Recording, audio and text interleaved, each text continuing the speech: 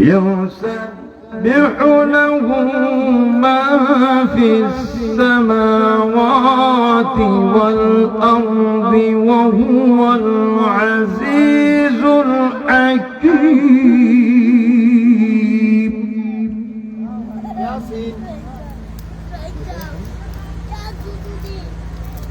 بسم الله الرحمن الرحيم.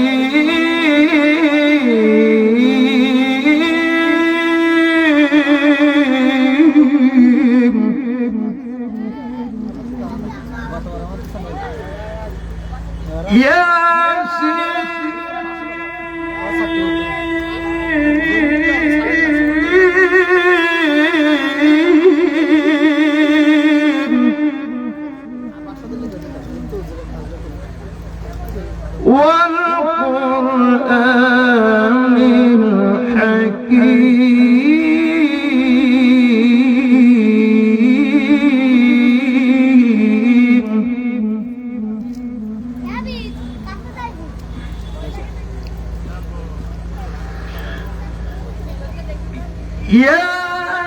ياسين والقرآن الحكيم إنك لمن المرسلين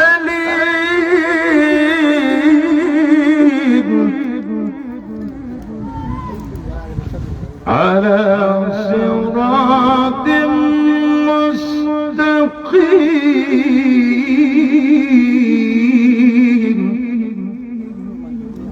على صراط مستقيم.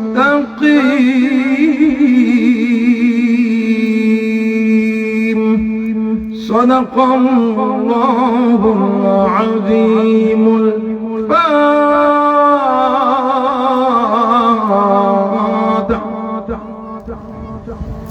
সুম্মুন বুকমুন উম্মুন ফাহুম লা ইয়ারজুন। তারা বধির, তারা মূক, তারা অন্ধ, তারা কোরআনের নিদর্শন দেখেও মুখ ফিরিয়ে নিয়ে চলে যাবে। কারণ ইয়াকুমুল হাসাদা ফাইনাল হাসাদা ইয়াকুলুল হাসানাতি কামা তাকুলুন নারুল হাতাব। অহংকার তাদের অন্তরের ভিতরে এত পরিমাণে বাসা বেঁধেছে যে তারা অহংকারের বশীভূত হয়ে যে বিশাল কিছু হয়ে গেছে, এইভাবে রাস্তাঘাটে ঘোরাফেরা করবে, কোরআনের ময়দান পেয়ে কোরআনের ময়দান ছেড়ে ময়দানকে উপেক্ষা করবে। আরে ভাই, এই ময়দানটা তো সেই ময়দান, জান্নাতের মধ্যে একটা ময়দান হবে। এই ময়দানের মধ্যে, সেই ময়দানের মধ্যে আল্লাহ নবী, বিশ্ব নবী জনাবে মুহাম্মদুর রাসূলুল্লাহ সাল্লাল্লাহু আলাইহি ওয়াসাল্লাম সমগ্র জান্নাতি মেহমানদের নিয়ে তিনি সেখানে বসবেন। সেখানে স্পেশাল কোনো লাইটিং এর ব্যবস্থা থাকবে না। আল্লাহ নবী, বিশ্ব নবী জনাবে মুহাম্মদুর রাসূলুল্লাহ সাল্লাল্লাহু আলাইহি ওয়াসাল্লামকে ওই ময়দানের মাঝখানে বসাই দেওয়া হবে। আমার নবী, বিশ্ব নবী রাহমাতাল লিল আলামিন, তার চেহারা চমকাইতে থাকবে, চমকাইতে থাকবে। আর ওই চেহারা নূরের বরকতে পুরো জান্নাতের ওই ময়দানে মাজিদ, ওই মাঠটা আলোকিত হয়ে যাবে। সুবহানাল্লাহ পড়েন। সেখানে কোরআনুল কারীম তেলাওয়াত হবে। প্রত্যেকটা পয়গম্বর সেখানে উপস্থিত থাকবেন, তাদের উম্মতরা। সেখানে হযরত দাউদ আলাইহিস সালাতু ওয়াস সালামকে তেলাওয়াত করতে বলা হবে। তাহলে এই ময়দান তো সেই জান্নাতের ময়দান। তা জান্নাতের ময়দান উপেক্ষা করে আসলে একটা জিনিস বলেন তো, যারা আল্লাহর ঘরে আছে তারা কার মেহমান? এই মুহূর্তে যদি আপনি আমার বাড়ি আসতেন, তাহলে আপনি কার মেহমান হতেন? কার মেহমান? কথা না বললে বুঝি কি? কার মেহমান? আমার মেহমান হতেন। তাহলে আল্লাহর ময়দানে আল্লাহর কোরআন শোনার জন্য আপনি ময়দানে এসেছেন, তাহলে আপনি কার মেহমান? তাহলে বক্তা কালো হোক, ধলো হোক, ছোট হোক, বড় হোক, এলেম কম হোক, বেশি হোক, যাই হোক না কেন, সব গোড়ার দিন দেখা শেষ। এটা আল কোরআনের বাংলাদেশ, এটা আল কোরআনের ময়দান। কথা বলে ঠিক কিনা? কোরআনের ময়দানে যারা মুমিন, তারা অন্তরের ভিতরে কোনো কালিমা রাখবে না। তারা অহংকার, হিংসা, বিদ্বেষ সমস্ত কিছু কোরবানি করে, কি করবে? কোরবানি করে তারা ময়দানে আসবে। কি শোনার জন্য? কোরআন শোনার জন্য। এই কথাটা কি আমার? পুলিশকারী মহিবুল্লাহ আন আবি হুরায়রা রাদিয়াল্লাহু তাআলা আনহু আন নবী সাল্লাল্লাহু আলাইহি ওয়াসাল্লাম قال মান ক্বারাআল কুরআন হারফান মিন কিতাবিল্লাহি ফালাহু হাসানাতু ওয়াল হাসানা বিআশরি আমসালিহা লা আকুলু আলিফ লাম মিম হারফুন আলিফ হারফুন লাম হারফুন মিম হারফুন। হযরত আবু হুরায়রা রাদিয়াল্লাহু তাআলা আনহু থেকে বর্ণিত, আল্লাহর নবী বিশ্ব নবী জনাবে মুহাম্মদুর রাসূলুল্লাহ সাল্লাল্লাহু আলাইহি ওয়াসাল্লাম তিনার থেকে হাদিসটা বর্ণনা করা হয়েছে, বর্ণনা করছেন, অর্থাৎ যে ব্যক্তি কুরআনুল কারীমের একটা হরফ শ্রবণ করে সে একটা হরফের বিনিময়ে একটা নেকি পাবে।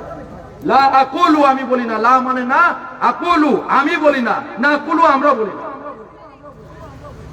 লা আকুলু আলিফ লাম মিম হারফুন, এখানে আলিফ একটা হরফ, লাম একটা হরফ, মিম একটা হরফ, তিনটা হরফ। এই তিনটা হরফের বিনিময়ে আল্লাহ পাক রব্বুল আলামিন তিনটা নেকি দান করবেন।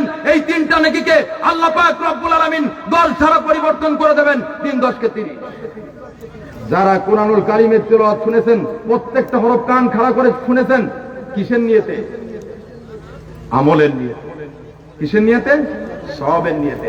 আরে বাপ, আপনি পড়তে পারেন না কোরআন, এই পৃথিবী থেকে কোরআনের থেকে মজার কিছু আছে ভাই? আর কিছু আছে?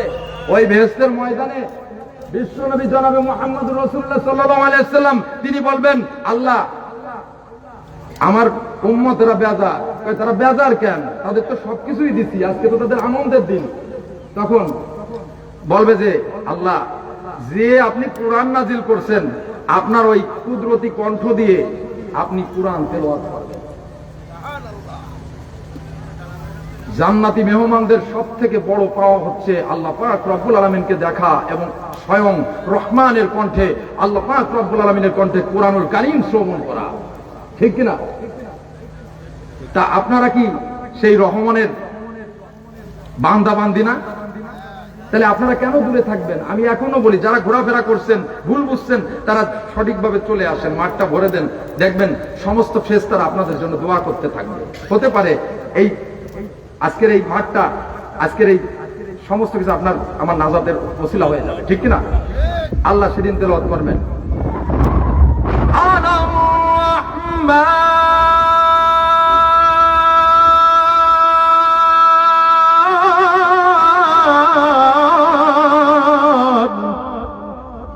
আনার রহমান, আমি তোমাদের রহমান। আল্লাহ কোরআন তেলাওয়াত যখন জান্নাতি মেহমানরা শুনবে বন্ধু, তখন জান্নাতি মেহমানরা হেলতে থাকবে, তুলতে থাকবে, পুঁটি মাছের মতো লাফাইতে থাকবে কোরআনের সুর শুনে। তারা বলবে, আল্লাহ কি মধুর শুনলাম, এ তো কি বলবে, কখনো কেউ আমাদেরকে শোনায় নাই। আল্লাহর কণ্ঠ কি আপনার আমার মতো নাকি? আমার বন্ধু এখনো আছে, কোরআন পড়তে পারি না কিন্তু কোরআন শুনতে তো পারবো। কোরআন শুনে শুনে কোরআন শিখবেন, কোরআন বুঝবেন, কোরআন অনুযায়ী সমাজ এবং রাষ্ট্র পরিচালনা করবেন, ঠিক কিনা? আর এতে হিংসা আছে না নাই? আছে না নাই? যদি তোমাদের হিংসার আগুনে জ্বলে পড়ে ভয় চাই, যদি তোমাদের আক্রোশ ঝড়ে চোরমার হয়ে যায়, যদি তোমাদের পথের কাটা মনে করো আমাদের, ষড়যন্ত্রের জাল বুনে নাও প্রস্তুতি যুদ্ধে। যদি আমাদের ফাঁদে আটকাতে খুঁজো না নান উপায়, যদি আমাদের ফাঁদে আটকাতে খুঁজো না নান উপায়, সোজা পথে হেরে বাঁকা পথে নাও চাতুরীর আশ্রয়। যদি পৃথিবীর প্রতিটি কানায় গড়ে তোলো কারাগার, যদি পৃথিবীর প্রতিটি কোনায় গড়ে তোলো কারাগার, যদি আমাদের সগন সুদের বন্ধ করো দ্বার, যদি বুলেটের আঘাতে বসতি কেঁপে ওঠে থর থর, শুধু স্লোগানে তাকবীর ধ্বনি বলবো যে আবার, নারায়ে তাকবীর, নারায়ে তাকবীর, সবাই আসমান শুনবে, নারায়ে তাকবীর, লিল্লাহি তাকবীর, নারায়ে তাকবীর। হারিয়ে গিয়েছে ভাই, গুম হয়েছে ভাই, গুম হয়েছে ভাই, আমি কত চেয়ে আছি বসে শহীদ আবরার হয়ে, সে যদি ফিরে আসে। পিতামাতা হারিয়ে অবুঝ শিশু কেঁদে কয়, বিচার করো ওগো প্রভু, আমি নালিশ দিয়ে যাই। নরপিশাচ সীমারেরা কবু জানো না এই খবর, আমরা তো সেই উত্তর শরীফ বেলাল সুমায়ান। মুমিনের কাছে ইমানের যে দামি নেই কিছু আর, শত আঘাতে তাকবীর ধ্বনি বলবো যে আবার, নারায়ে তাকবীর,